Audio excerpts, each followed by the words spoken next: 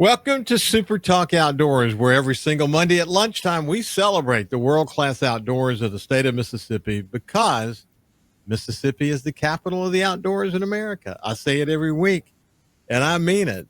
I want to thank you for joining us on the powerful Super Talk Mississippi Radio Network or on any podcast platform or social media platform, including YouTube. We don't care how you engage in the show as long as you engage in the show. It's November the 24th, 2025. And as I often say, radio is still king in Mississippi. So thank you for listening to Super Talk Mississippi. We really appreciate that. This is my favorite time of the year. Summertime, there's the early parts of summer I really enjoy from a saltwater fishing point of view. Make some great memories then. But as you kind of get into the fall, this is the time of year that I love the most. And I have to tell you, this is literally the first time in my memory that I can remember not hunting deer on opening weekend. We were up there doing some bow hunting and youth hunting. And the farmer had on the land that I leased up in Minter City had done some spraying. And, when you do spray, as we talked about last week, it does impact the deer for a period of time. They don't like the smell of that stuff. Got to settle down a little bit. And we've noticed that on the cameras for sure. But it was also warm, man. Who wants to be swatting mosquitoes out there hunting deer? So we decided as a group, my son Jordan and I, and then my best friend Terry and my hunting son Jake, we decided we wouldn't hunt over the opener and just kind of let it rest. And this weekend is going to be beautiful from a hunting point of view. We're looking forward to some cooler temperatures. We're looking forward to the duck season opening up, and Jordan will be bringing my grandson Liam up, and I'll be hanging out with Liam while they do some duck hunting, and I look forward to taking Liam deer hunting along the way over the weekend. It's going to be really, really awesome. I just can't wait to get there. I just love being in the deer camp, cooking steaks and enjoying each other's company and all the stuff that make this experience so memorable. And my grandson Liam, who's only 4, he can't wait to get up there. So it's all good stuff. I know that you are right there with me when you think about those kinds of things. Today's going to be a special show, though. I love this time of the year because we have the opportunity to visit with my friend Houston Havens, who's the waterfowl program coordinator for the Mississippi Department of Wildlife, Fisheries, and Parks. And we're going to cover the spectrum for the whole show today. So I'm looking forward to catching up with my friend Houston, who hasn't been on the show in a little bit of time, actually. So let me welcome Houston back to Super Talk Outdoors. How you doing, Houston? Doing well. Thank you for letting me join again and talk about ducks. Good. Yeah. Hey, listen, for people who have not heard us talk about what your responsibilities are, let's kind of break it all down. You can also mention the extreme effort that we put, and this state of Mississippi puts into public ground, especially the WMAs as it relates to duck hunting and all that. So kind of paint the picture of that whole responsibility, if you will. I'm the coordinator for a waterfowl program here in Mississippi, and we work hand in hand with private landowners and public land managers across the state, managing wetland habitat for the most part. And that's a lot of those duties come, during the growing season, starting in the spring and working through the summer, really busy time of year, working on habitat issues. And as we move into this time of year, which is, like you said, one of my favorite times of the year as well, working to provide wetland habitat across the state. We've got public lands that are really hard pumping water. It's a really dry time of year right now in Mississippi. We're providing that early season habitat as birds are starting to migrate and settle into hopefully the wintering grounds where they're going to spend a few months here with us throughout January and February. But working on habitat issues, here, whether that's looking for grant funding opportunities to continue to improve public lands or working through state waterfowl stamp sales, looking at priorities and where that money needs to go so we can continue to have good places for people to hunt in Mississippi. As I mentioned, the WMAs, we put a lot of energy in WMAs, as you and I have talked in the past, even when our other areas may not have ducks for whatever reason. The WMAs, because they've been fostered over all these years tend to do pretty well. So you guys put a lot of energy into that, don't you? Yeah, so our wildlife management area staff works year round on wetland habitat management, trying to provide the best, of course, habitat for waterfowl, but also hunting opportunities, and always trying to strike that balance as best we can to match up those two objectives. But yeah, we have a lot of public hunting opportunity across the state with state wildlife management areas, national wildlife refuges, and Corps of Engineers lands. So we encourage people to look at those opportunities and take advantage of them. Yeah, listen, as the season gets going, we'll do what we did a year or so ago, and we'll go back and look at some of the harvest reporting coming out of all of those areas. I found that to be a really interesting conversation. It also helps people see, who's doing well and who's not, and to really get a feel for just how many different public duck hunting opportunities there really are in Mississippi. So we'll come back and we'll really focus on that a bit. One of the things, you guys have some important partners in your efforts as well. So there's a lot of coordination that's going on, isn't there? There is, yeah. We work with conservation organizations like Ducks Unlimited, Delta Waterfowl, Delta Wildlife contributes with our aerial waterfowl surveys, which we're just getting started with this time of year. And then, of course, Mississippi State University is kind of our research arm for State Wildlife Agency. And so we're always in close coordination with them, looking at, management issues or things that can really be applied research questions that they can work on and help us address in the long term. One of the things that you and I have had long talks about in the past is the challenges with habitat. And, one of the things I've done as I've been in the Mississippi Delta is I've watched farming operations, and, they've gotten very, very good at how to get the water off, using modern irrigation, where they get the undulation of the land, using pads, using, getting the water on and having it drain, literally using gravity. It goes into ditches and then flows out. But they've gotten really good at getting the water out. And as time has gone on, they've even got better at that. And the fact is that even when they put boards up to create habitat, as you pointed out, as soon as the season's over, where they pull those boards because they've got to get back to productive land as soon as possible. This is just kind of part of the story, isn't it? It is, yeah, and it's certainly, we talk about these issues as they relate to waterfowl, but it's it's certainly a financial and a bottom line issue for the agricultural community, and so we work with a lot of private landowners. Sometimes they are the farmers themselves. Sometimes they're leasing land to the farmer, and we just try to work through timing issues like you're talking about with pulling water off, and try to meet them where we can to provide recommendations for anything that we can do or that they can do to improve those properties for waterfowl if they're planning to put water on them. But yeah, you're right. Over the 18 years that I've been working in this job and flying those waterfowl surveys, we've certainly seen some of those changes.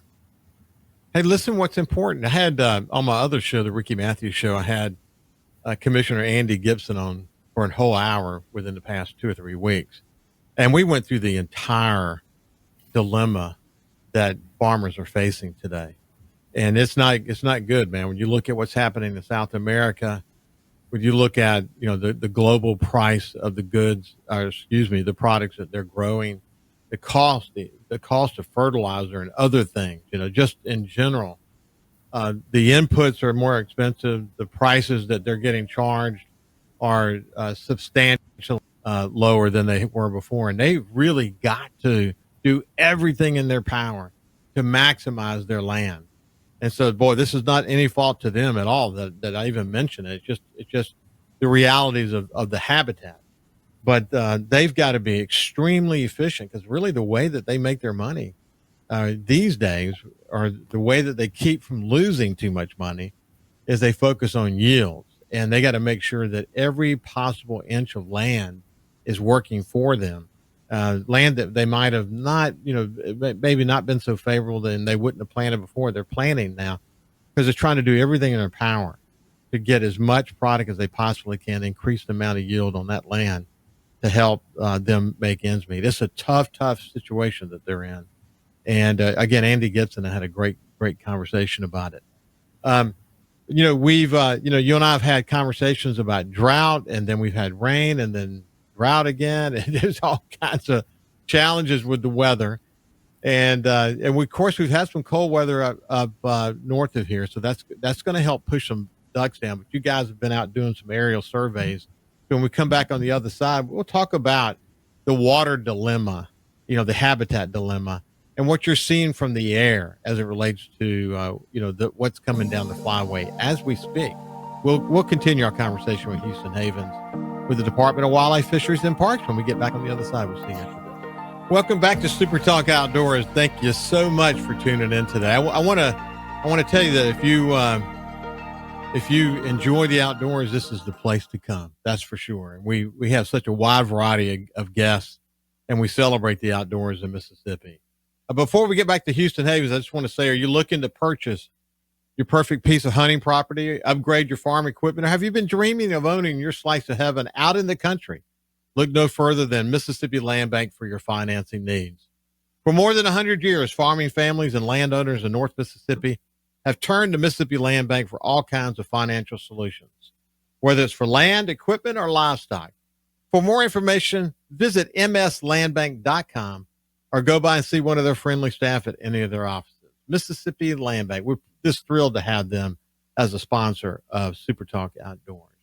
Now back to my friend Houston Havens, the waterfowl coordinator program coordinator for the Department of Wildlife, Fisheries, and Parks. Hey, real quick before we get into what you saw in your aerial surveys, my son Jordan mentioned that he saw a video of a friend of his where there were rafts of ducks in the chandelier, around the Chandelier Islands off our coast. And I've been hearing some reports from Louisiana as well that they've got some good ducks down in South Louisiana. So some things are happening, but what are you seeing as it relates to the Mississippi Flyway when you're up in that airplane?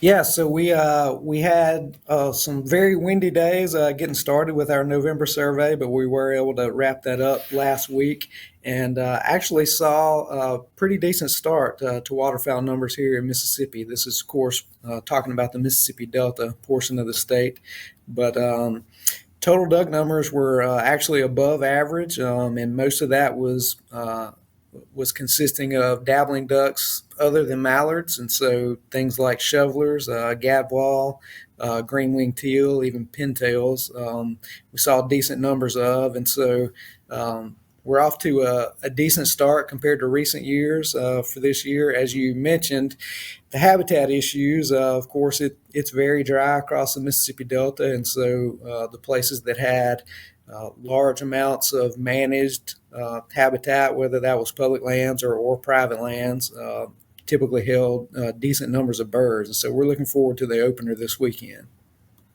Hey, so talk to us about that survey. Where do you take off? How many flights do you take? Where do you go? How do you count them? How high do you fly? Give us the details. Yeah, so it takes about 3 good weather days of flying to get a survey done. We fly 4 surveys per year, and so we start mid-November just to get kind of a baseline numbers before the season starts, let people know how things are kind of shaping up. And of course, we continue to build with waterfowl abundance throughout the wintertime, typically peaking in early or late January. So we fly mid-November, mid-December, and then early and late January, trying to catch those peak numbers of waterfowl in the Delta. But depending on who the observer is for the day, we'll fly out at different airports, and we're basically flying river to hill line up and down the entire Delta. We fly randomized transects every survey, and so they're not fixed lines. We're not just looking at the same places over and over. We're trying to get a good representative sample of what's occurring out there in the Delta, and so that's what our survey is built to do. Flying at 400 feet above ground, things can go by pretty quickly flying at that relatively low level, but we're talking into a tape recorder as we're observing ducks, and we're marking them on the GPS, recording the habitat type that they're using, and After we get on the ground, it's a couple of days of cleaning up the data, doing data entry and analysis, and then we put together a report which will be coming out early this week, maybe even today, that people are typically pretty interested in. We make distribution maps where we saw those birds and talk about the types of habitat and what's going on with them. So you are you videoing as well? We're not. We're doing observations and going straight into tape recorder that's then transcribed once we get on the ground. So okay, so you're flying us to extreme north Mississippi. How far south do you go?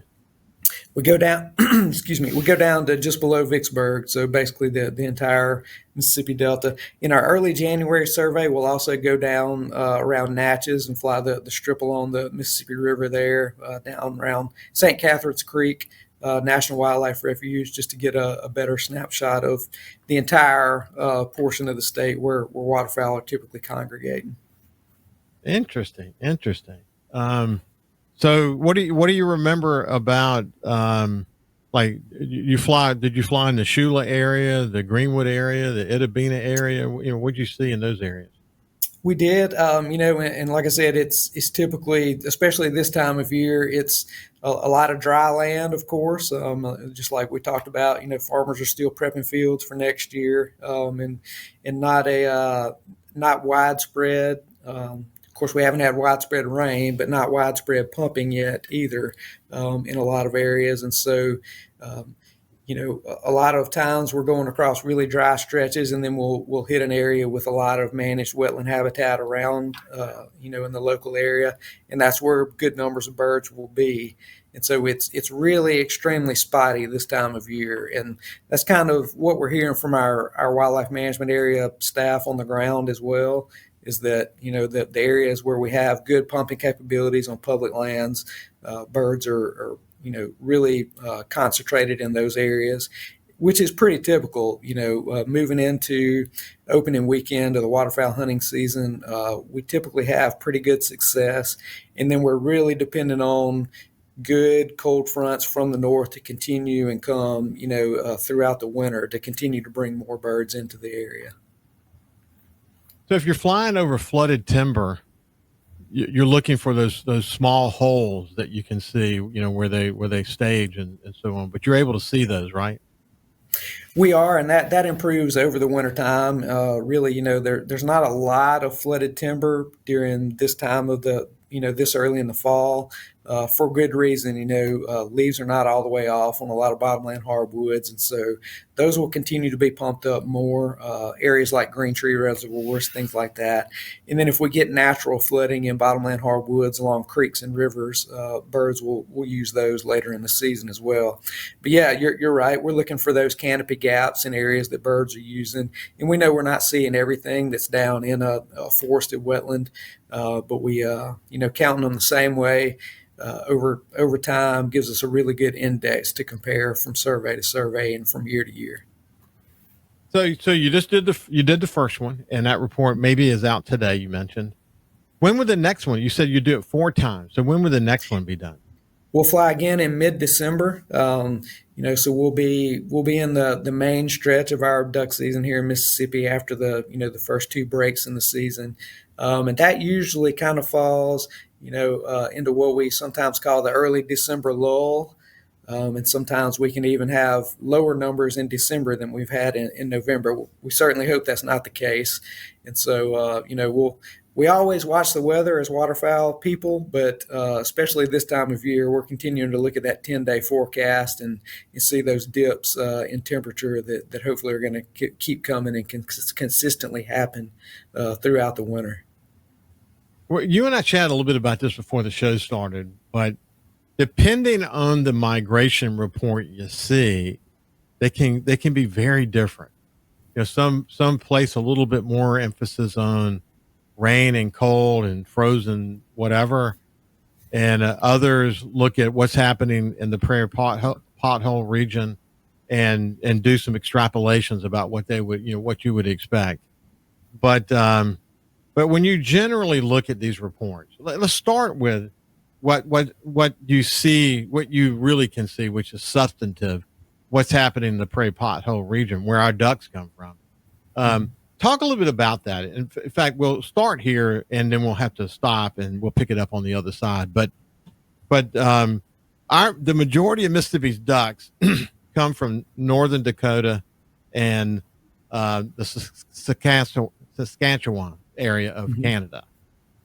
Explain why that is. Yeah, so generally the prairie pothole region of the northern U.S. and into southern and mid latitudes of Canada is the primary duck factory, is what it's been called since the since the beginning of waterfowl management. Pothole wetlands, we're just talking about small depression wetlands across a vast landscape, a lot of grassland habitat, which ducks, puddle ducks especially, are nesting in. And so we've got to have both. We've got to have grass and we've got to have those pothole wetlands in close proximity over millions of acres of habitat to drive those duck populations. And as you said, we know that our ducks are coming from that region of the U.S. and Canada from band returns. So biologists who are working during the summertime when ducks are breeding in those areas, putting those leg bands on birds as they come south, they're being harvested, and we get really good information on where those birds that are using Mississippi during the wintertime are coming from and being produced. We'll pick it up right there when we get back on the other side with Houston Havens, who's the waterfowl program coordinator for the Department of Wildlife, Fisheries, and Parks. And we'll talk about what some of those numbers are. The drought, how does the drought affect the number of pond counts that there are in the prairie pothole region? That's actually very critical to what we're going to experience here in Mississippi. We'll see you after this break. Welcome back to Super Talk Outdoors. We're privileged today to have my friend Houston Havens, who's the waterfowl coordinator, program coordinator for the Department of Wildlife, Fisheries, and Parks. Has been a regular on this show for the entire time that we've had Super Talk Outdoors. So we appreciate him joining us. That is for sure. We were talking about the prairie pothole region. It's northern U.S. and southern Canada. And as he mentioned, the habitat's critical because you have these small potholes. You've got, grass that's required.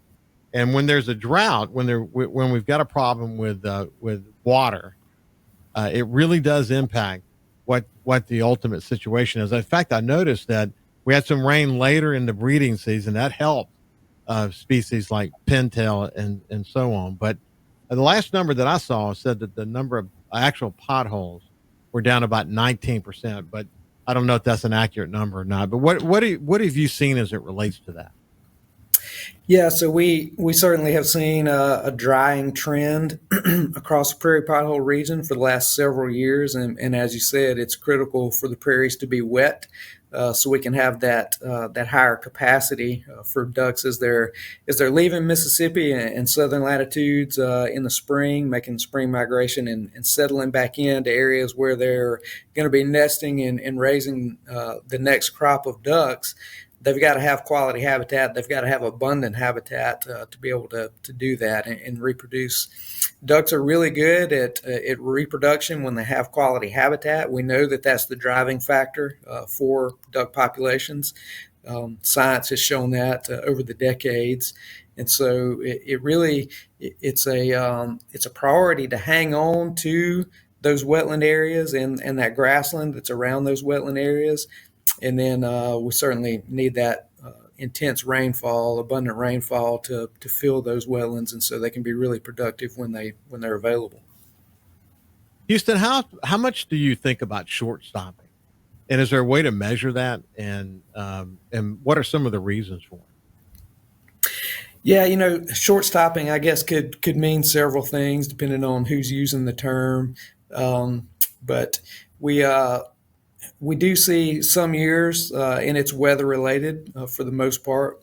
You take a year like last year, we had mild conditions with very little snow cover in northern and mid latitudes, and ducks are able to assess their environments and do what they need to do to survive. And so some of what we saw last year, particularly with mallards, was they migrated to a certain point, and at mid latitudes they kind of held up a little bit.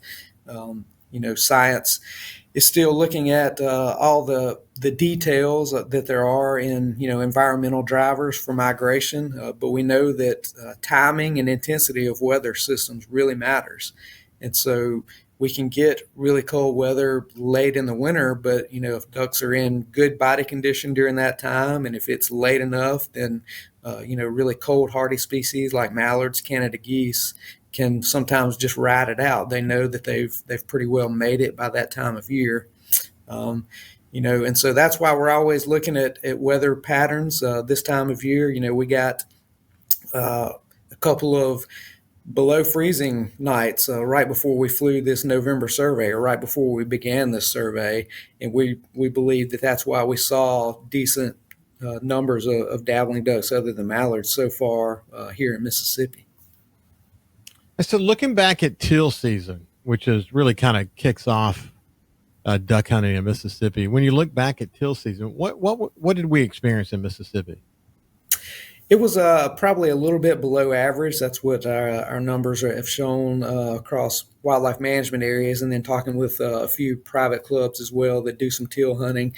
But that was expected. We had a shorter teal season this year because of breeding populations, blue-winged teal being reduced. And we will, again, next year have a 9-day instead of a 16-day teal season based on those numbers. So that had something to do with it, just a shorter season in general, but also just numbers of blue-winged teal passing through during that time window were not as good as we would have expected. We talking with our counterparts in Louisiana, they saw similar reports. Just that some birds, of course, came through before the season kicked in, and then some birds are still hanging up a little bit, and maybe passing through later on after the season had ended. Yeah, it's interesting. You and I talked. This has been a few years ago. We were looking at a piece of property, and it was well into February, and there happened to be some standing water out on a farm field, and it was absolutely loaded in mallards. It was loaded. And that was on a season that was not a great duck season. I mean, really, we haven't seen the kind of seasons where we just see layers and layers of ducks. And in this particular case, this farm field had layers and layers and layers of mallards. So, we've talked about this before, but this whole short stopping thing could, essentially means that ultimately, the majority of the ducks in years that have a lot of short stopping, the majority of ducks are going to get here, but they're just going to get here later. In some cases, after the season's over with. Is that something you've observed? Hey, do you do fly? Do you do these flyovers in February? We have done a couple of February surveys over the years, just trying to capture that. And so what we've seen when we've done those surveys is actually not an increase in duck numbers. We do hear those reports from a lot of hunters every year that maybe want to try to get a hunting season extended into February. Typically, what we think we're seeing there is what we call the board pulling effect, and there's multiple factors there, but just like we talked about earlier with the agricultural habitat, flooded agriculture that's out there. As soon as duck season ends, that water's coming off, and we're really good at getting that water off and being efficient with that, so we can get started with the next year's planting and trying to get those fields prepped. So that's one thing. There's far less available wetland habitat in a place like the Mississippi Delta. And so those birds are concentrating on what's left of wetland habitat. The other thing is pressure has gone away, right? And so people are not out there looking at duck holes. They're not out there hunting ducks. And so ducks can really settle into the areas that do still have available habitat. And a lot of times that's places where, right next to a road where people are driving by going to work after duck season, and they're seeing birds in there and they hadn't seen them all during hunting season. And it makes sense to think in your mind, that those ducks just showed up. But what we think really is happening is it's just a concentration on what's left.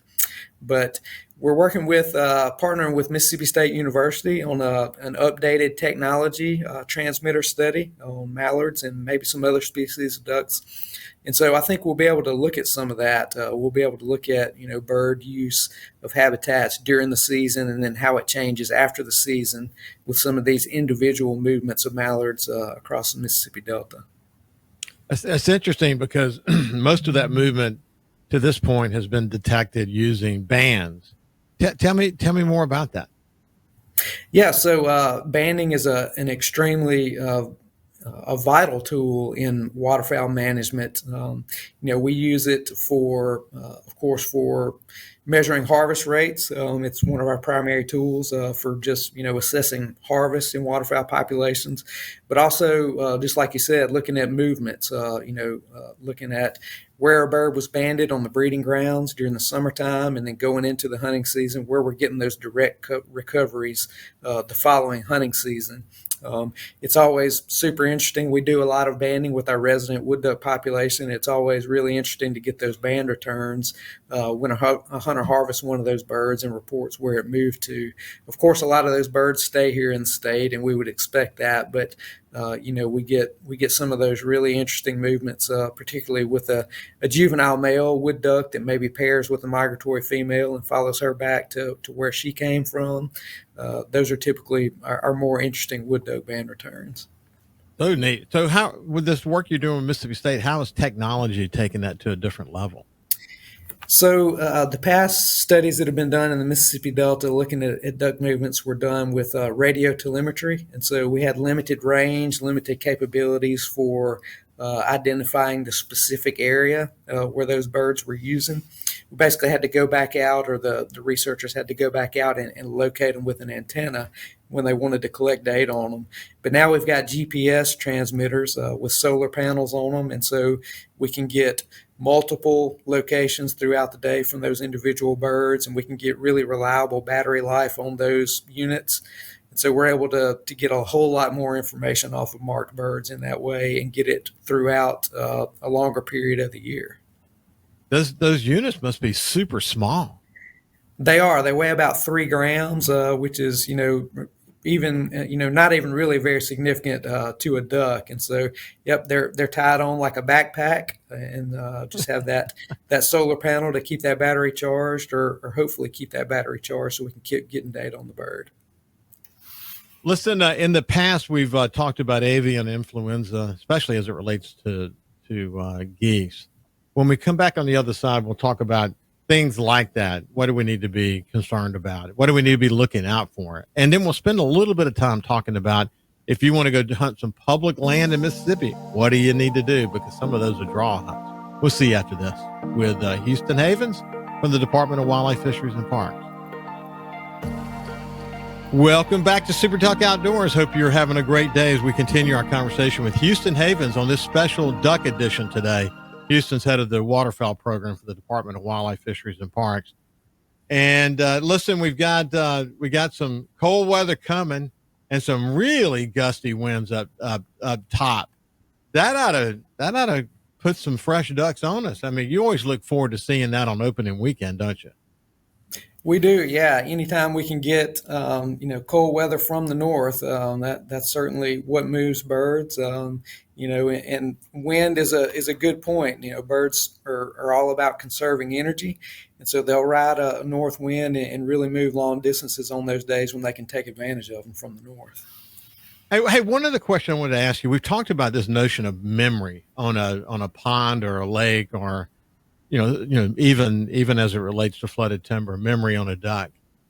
How is that a generational thing? Is there a point where that runs out? Like one of the places we hunt, as you well know, is there are a lot of gadwalls, and gadwall flights every year are pretty darn good.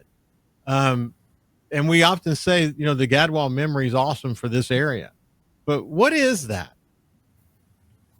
Yeah, so site fidelity is certainly real with waterfowl, with ducks in particular. And so the question of, how long does it last? That's a good question.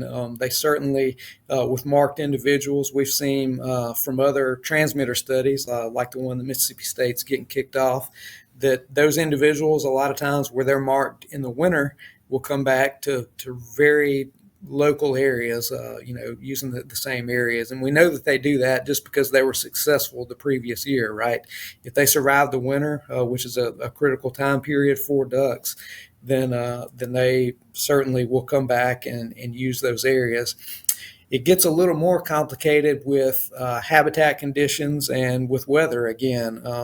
Weather will move ducks. A duck that spent time, say, somewhere north of Mississippi last winter maybe, could certainly still move south into Mississippi this year, if weather cues and things that alter migration, dictate that it do so. And so, we get questions from people that ask, if we get, 3 or 4 mild winters in a row, will ducks not remember that Mississippi exists? Those sorts of things. And so we know that waterfowl are assessing habitat always. They're making decisions to survive during the migration and during wintertime. And so as long as we have quality and abundant habitat here in Mississippi, we think we're going to be okay with ducks. But weather certainly does matter, and we hope to consistently see it throughout the wintertime. We know that our numbers will increase when that happens. So I mentioned before we went to break, avian influenza is not something we've been talking about very much, but is this something you've been talking about? It is. We're getting ready to monitor for it. We work closely with USDA Wildlife Services in that regard, with sampling birds, whether it's, if we have die-offs, which we certainly hope we don't, but if people report dead birds, particularly waterfowl, then we'll try to get out and get samples from some of those birds just to track the prevalence. We also do some sampling of hunter harvested birds. So birds that are apparently healthy, and just shot in a duck blind. We still want to get some samples on those birds as well and look at prevalence and see if our wild bird population may have some immunity to those different strains of avian influenza. We've seen some flyway geese, but there hasn't been, it's been extremely minimal as it relates to the duck population. Is that right? For this year, it has been so far. We have gotten some reports from further up the flyway with a few localized die-offs. When we had 2 or 3 years ago, we had right about this time, right before our duck season opened, we had snow geese that were experiencing issues and getting a lot of reports from dead geese. And so we don't want to alarm people about avian influenza, but we want to inform them. And if they're finding birds, definitely let us know about it, and we can keep in contact with the other agencies that are monitoring the disease and try to keep tabs on it and get samples submitted. Listen, we're running out of time, but listen, for people who want to go hunt ducks and are not aware of the public land hunting opportunities, which are enormous in Mississippi, where can they go to learn more and to figure out what they need to do next, whether there's a draw hunt and so on? What are the rules and regulations for each WMA and each public opportunity? Where can they learn more? Sure. We definitely would direct people to our website at MDWFP.com, and under Wildlife and Hunting, click on the Waterfowl Program. Or if they're looking at particular wildlife management areas, they can search for those independently to look at the individual rules and regulations. Because like you said, there are different areas have different hunt schedules. Some are draw hunts. Some have opportunities where you can show up and fill a spot if somebody didn't show up for their draw hunt.